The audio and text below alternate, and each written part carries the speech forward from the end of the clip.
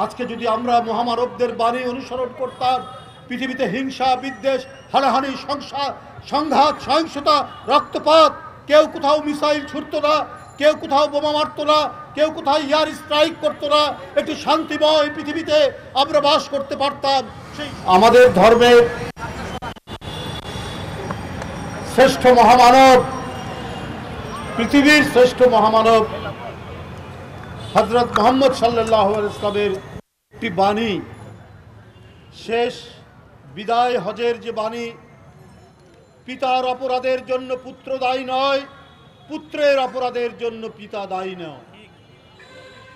এই অমর বাণী কাল অতিক্রম করে আজও সত্য নয়, আজও সত্য। তেমনি মহামতি বুদ্ধ বলেছেন, তার যে মহামূল্যবান বাণী অহিংসা, ন্যায় ও সাম্য নীতি, এইটা নিয়ে তোমরা পথ চলো। তিনি মানুষকে মানুষ হিসাবে দেখেছেন, তিনি প্রাণীকে প্রাণী হিসাবে দেখেছেন। এই দেখতে গিয়ে তাদের দুঃখ কষ্ট উপলব্ধি করেছেন। এই দুঃখ কষ্ট ধারণ করতে গিয়ে এটাকে কিভাবে লাঘব করা যায়, তাই দীর্ঘদিনের প্রায় 6 বছর, 29 বছর বয়সে তিনি গৃহত্যাগ করেছেন এবং 6 বছর তার পথ পরিক্রমায়, তার সাধনায় তিনি যে বৌদ্ধত্ব লাভ করেন, সেইখানে তিনি মানুষ এবং প্রাণীকুলের দুঃখ কষ্ট উপলব্ধি করেই তিনি তার মূল্যবান কথাগুলো বলে গেছেন। এই কথাগুলো 2500 বছর আগে বলেছেন, কিন্তু ওটা ওই 2500 বছরে সীমাবদ্ধ থাকেনি।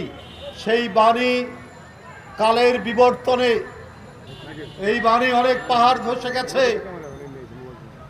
অনেক প্রাচীর ধসে গেছে, অনেক নতুন প্রাচীর নির্মিত হয়েছে, কিন্তু এই বাণী ধসে যায়নি। এই বাণী অমর অব্যয় থেকেছে। উনি বলেছেন, আত্মদীপ হও, অর্থাৎ নিজের অন্তরের আলোতে চলো, নিজের অন্তরকে আলোকিত করো, মানুষের দুঃখ কষ্ট উপলব্ধি করো। এটা তো মহামানবের বাণী। তিনি বলেছেন, আত্মজয় করো। আত্মজয় কি? নিজের লোভ, লালসা, কাম, ক্রোধ সবকে ধ্বংস করে আগে নিজেকে জয় করো। কত বড় কথা!